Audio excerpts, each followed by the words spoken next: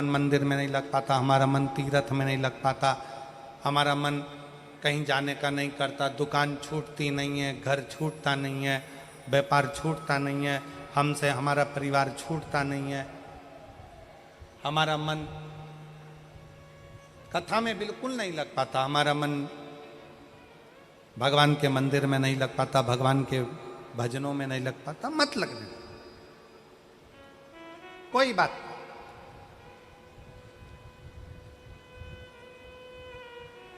मन नहीं लग रहा ना कथा में, तुम्हारा मन कथा में नहीं लग रहा, तुम्हारा मन मंदिर में नहीं लग रहा, तुम्हारा मन भगवान के भजन में नहीं लग रहा, कोई बात नहीं, मत लगने दो। 11 इंद्रियों में 5 कर्मेंद्री है, 5 ज्ञानेंद्री है और 1 मन है। 11 इंद्रियों में से अगर एक मन रूपी इंद्री भगवान तक नहीं जा रही है तो उसको छोड़ो। 10 इंद्रियां तो हमारी हैं, इसको तो आप भगवान तक लेकर जा सकते हो। मन नहीं लग रहा, कोई बात नहीं, एक काम करो, हमारा मन कथा में नहीं लगता, हमारा मन मंदिर में नहीं लगता, तो अपनी नेत्र रूपी इंद्री को कथा तक लेकर जाओ। सुनने भले मत जाओ, अपने गांव में कथा हो रही है, अपने शाहदा में कथा हो रही है, अपने विश्वास नगर में कथा हो रही है, अपने आसपास के जितने क्षेत्र के लोग हैं, आपका मन कथा तक नहीं जा रहा, अपने नेत्रों को लेकर जाओ। सुबह नहीं तो शाम को, शाम को नहीं तो रात को नहीं तो दोपहर में एक बार मैं जरा देख कर तो आऊं कि आखिर शिव पुराण में ऐसा क्या है जो ये लाखों शिव भक्त कड़कती हुई धूप में आकर बैठ जाते हैं। मन नहीं जा रहा तो नेत्र लेकर जाओ।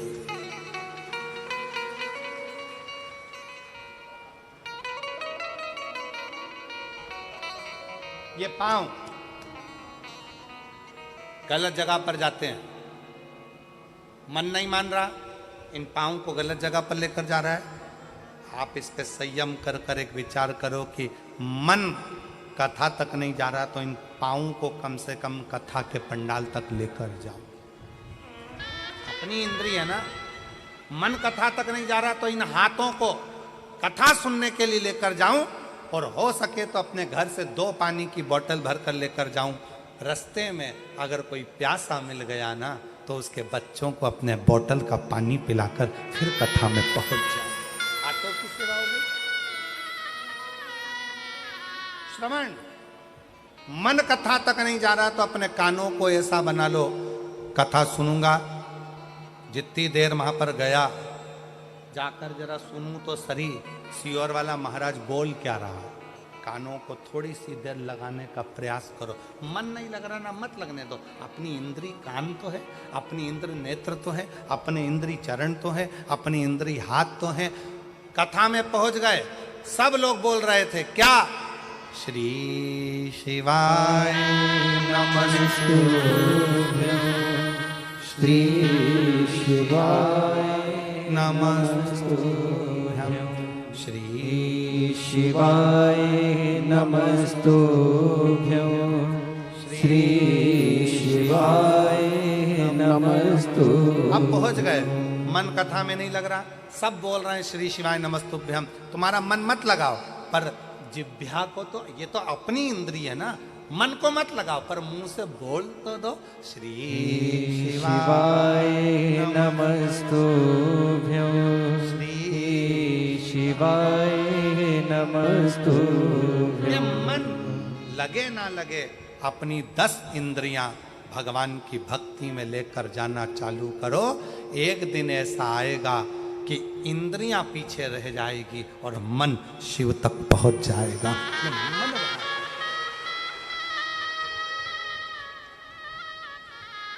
एक मेरी जीजी यहां बैठी है, जिसका विवाह 1996 में हुआ। कितने में? 96। जिसका विवाह 1996 में हुआ, बच्चा नहीं हुआ।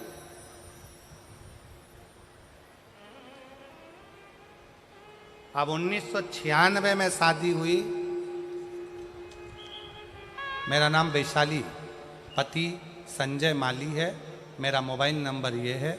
मैं शाहदा महाराष्ट्र की रहने वाली हूँ।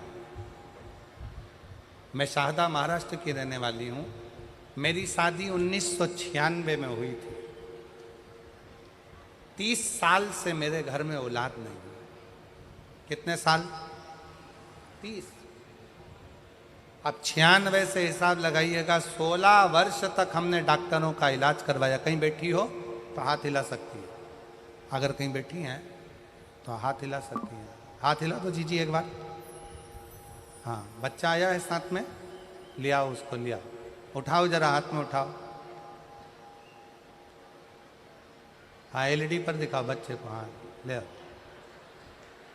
हाँ, ले आओ, ले आओ। मेरी शादी 1996 में हुई थी। शादी को 30 साल हो गए। 16 साल डॉक्टरों का इलाज करवाया, पर संतान का सुख नहीं आया। आखिरी में विचार कर लिया कि अब औलाद नहीं हो सकती, छोड़ दिया। 2023 में पहली बार आपकी कथा टीवी पर सुनी। वो भी चैनल चेंज कर रही थी, तो चेंज करते करते आपकी कथा टीवी पर सुनने में मन लग गया। उसी समय पर आपने कथा में सफेद आंकड़े की जड़ का प्रयोग बताया, शंकर जी को जल चढ़ाना, रुद्राक्ष का महत्व, पशुपतिनाथ के व्रत का महत्व बताया, और हमने वही करना प्रारंभ करा। गुरुदेव, संतान का सुख 2023 से शंकर जी का पीछा पकड़ लिया। पहले हम शंकर के मंदिर नहीं जाते थे, हम शिव को जल नहीं चढ़ाते थे, हम शंकर जी को मानते नहीं थे।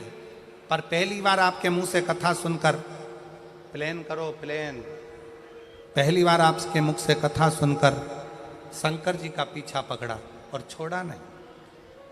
आप कहते हो शिव आपका बाप है, पिता है, शंकर को पिता मान लिया, आपकी कथा को पिता मान लिया और शिव जी पर भरोसा करा। जब गर्भ नहीं ठहरा तब मेरा मन करा कि एक बार सीहोर होकर आऊं।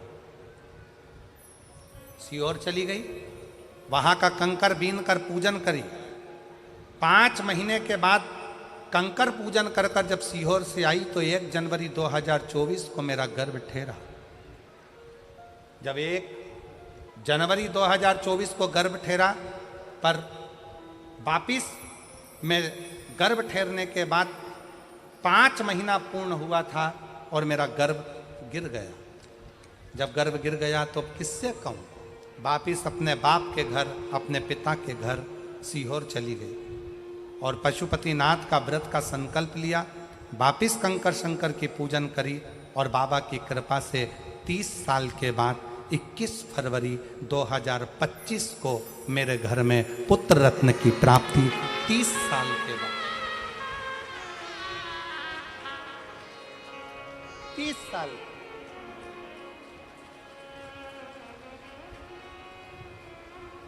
अब मेरी जीजियां जितनी बैठी है, अपने हृदय पर हाथ रखकर बताना, क्या 30 साल बाद औलाद हो सकती है? जरा विचार करिएगा। क्या 30 साल बाद संतान का सुख प्राप्त हो सकता है? आज की बहुएं, आज के बच्चे 2 साल, 5 साल, 8 साल, 7 साल में हार जाते हैं कि अब हमारे घर में औलाद नहीं देगा भगवान, हमें औलाद नहीं। पर विश्वास के साथ कहता हूं, एक बार अपने पिता के घर में कुबरेश्वर धाम पर जाकर 5 कंकर बीन कर उनकी पूजन कर कर शंकर जी से अपने दिल का भाव कहकर 1 कंकर उठा कर लाओ, रुद्राक्ष मांग कर लाओ, उसका जल शिव जी को चढ़ाकर पियो, सफ़ेद आंकड़े की जड़ का प्रयोग करो। 1996 में शादी हुई और 30 साल के बाद मेरे बाबा ने संतान दी। तो ये उसकी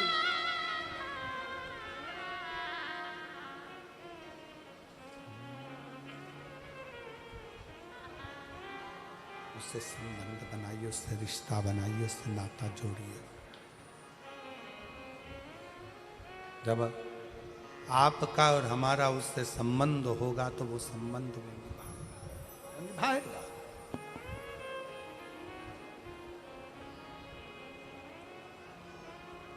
और रिश्ता तेरा मेरा सबसे प्यारा, रिश्ता तेरा मेरा सबसे प्यारा।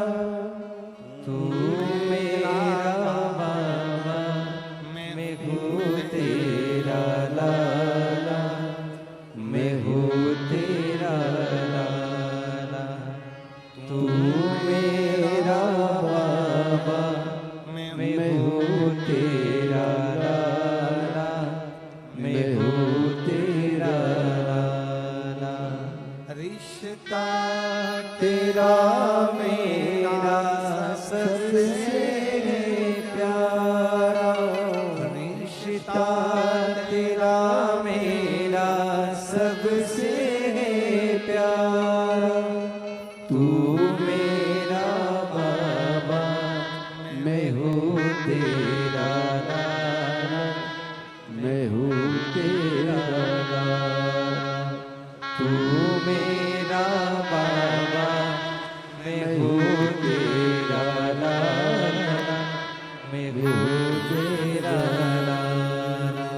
तू मेरा बाबा, मैं हूँ तेरा लाला, मैं हूँ तेरा लाला। तू मेरा बाबा, मैं हूँ तेरा लाला, मैं हूँ तेरा लाला।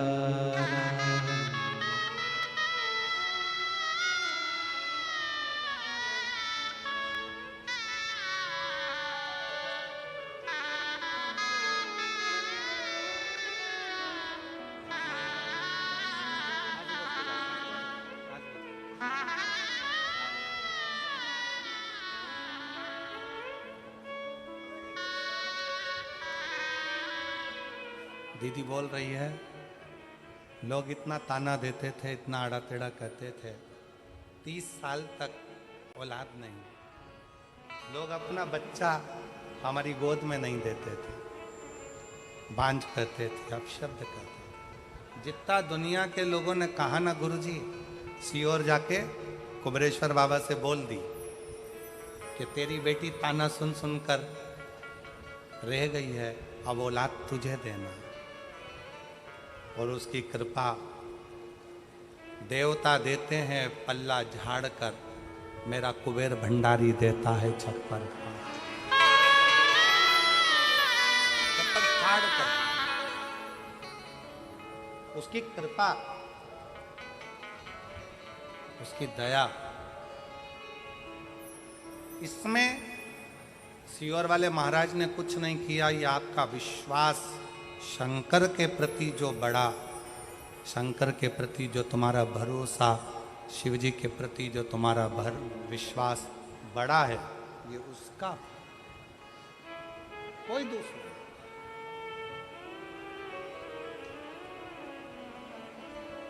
देवराज नाम के ब्राह्मण की मां शिव पर भरोसा करती थी, पूर्ण।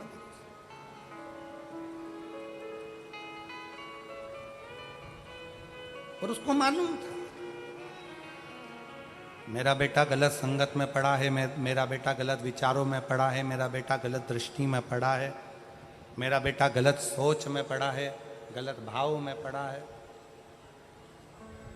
अभी इस कथा के शुरुआत में कहा था कि लंका के राजा रावण के यहाँ ऐसा कोई पाप नहीं था जो रावण के यहाँ नहीं होता, पर एक पुण्य लंका के राजा रावण के यहाँ होता था। वो पुण्य था शिव जी को एक लोटा। बोल बम का नारा है, जम के बोलो जरा, बोल बम का नारा है, सारी समस्या का हल श्री शिवाय। बाबा पर भरोसा, देवराज नाम के ब्राह्मण की मां का विश्वास पूर्ण था, भरोसा पूर्ण था, विश्वास। चोरी का धन लेकर मंदिर के अंदर बैठा है, चोरी का धन, रत्ती भर भरोसा देवराज का शिव पर नहीं, एक रत्ती का भरोसा देवराज का शिव पर नहीं।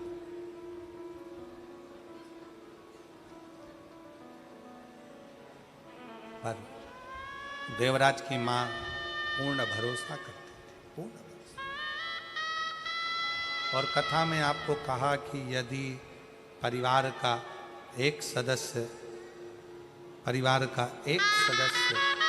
यदि शिव की स्तुति कर रहा है,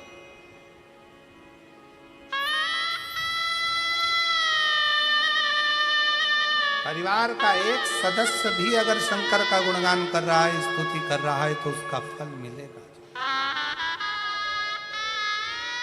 प्राप्त जरूर है। एक पत्र और देखिए, बड़ा सुंदर है।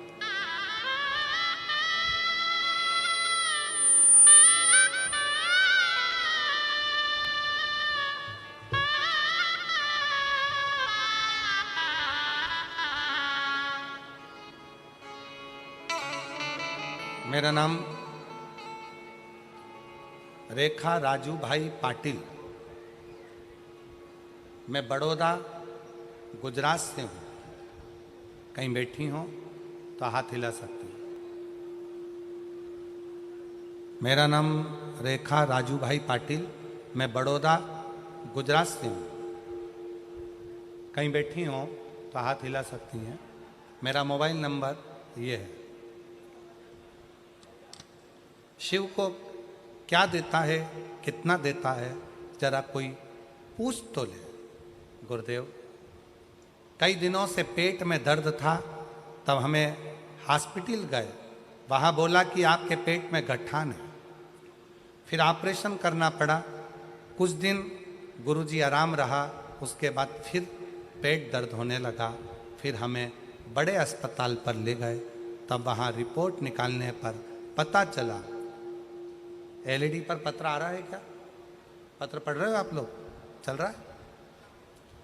रिपोर्ट निकालने पर पता चला कि 4th स्टेज का कैंसर है। डॉक्टर ने कहा अभी कुछ नहीं हो सकता, इन्हें घर ले जाइए और सेवा कीजिए। जब यह बात मेरी देवरानी को पता चली तो उसने मुझे कहा कि आस्था चैनल पर शिव पुराण की कथा आती है, सुना करो, मंदिर जाया करो और शिव जी पर एक लोटा जल चढ़ाया करो, बेलपत्र खाया करो। क्या मंदिर जाना शुरू करूं गुरुदेव? क्या एक लोटा जल चढ़ाऊं? शरीर में इतना कष्ट है, कैसे जाऊं? डॉक्टर ने जवाब दे दिया क्योंकि 4th स्टेज का कैंसर है। फिर भी हिम्मत करी, शिव जी को एक लोटा जल चढ़ाना प्रारंभ किया। मंदिर जाती, जल चढ़ाती, आचमन करती, बेलपत्र खाया ना गुरुजी तो पूरा शरीर मेरा ऐसा जलन करा, इतनी आग लगी शरीर में कि बहुत मुश्किल हो गया। बहुत रोती, पूरा शरीर का इतना दर्द, मुश्किल में पड़ गई। 4th स्टेज का कैंसर, डॉक्टर ने भी कह दिया था कि तड़फन बहुत है, सेवा करिए, ले जाओ। दोनों टीमों के लिए बहुत पाजी सर, पाजी कौन सी गोटी चलूं? ये वाली। जाने दे, लूडो आसान लगता है। मंदिर में जाकर जल चढ़ाते। गुरुदेव, सूचना मिली कि सूरत में कथा हो रही, आपकी कथा सूरत में हो रही है। सूचना मिलते से ही मैंने अपने परिवार वालों से कहा मेरी अंतिम इच्छा है, मेरा शरीर अब बचा नहीं है, मुझे सूरत की कथा के पंडाल में बिठा दो, वहाँ की मिट्टी को मैं शरीर से लगाऊंगी, बस आखिरी इच्छा यही है। मेरे प्राण भी जाएं, मुझे कोई फर्क नहीं पड़ेगा। हिम्मत कर कर मुझे मेरे परिवार वाले सूरत की शिव महापुराण कथा में आ गई। वहाँ पर कथा सुनी, कथा सुनकर इतनी हिम्मत आ गई, घर पर गई, बिस्तर पर बैठी, बाबा का नाम लेती, मिट्टी को पूरे शरीर पर मल कर आ गई और धीरे धीरे इतनी हिम्मत हो गई कि परिवार वालों से कहा, कल की कथा में मैं खुद जाऊंगी, तुम मुझे छोड़ने मत जाना, मुझे छोड़ने मत जाना। दूसरे दिन की कथा में मैं पैदल चलकर पंडाल में पहुंच गई, कथा सुनी।